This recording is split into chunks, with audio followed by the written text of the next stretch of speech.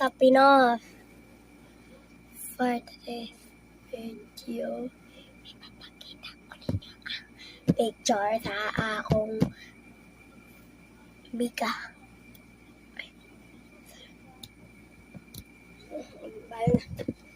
Ito pala siya. Ito pala. Good morning. Ito pala siya.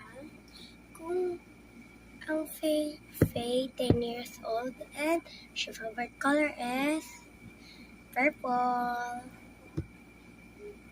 Here is purple.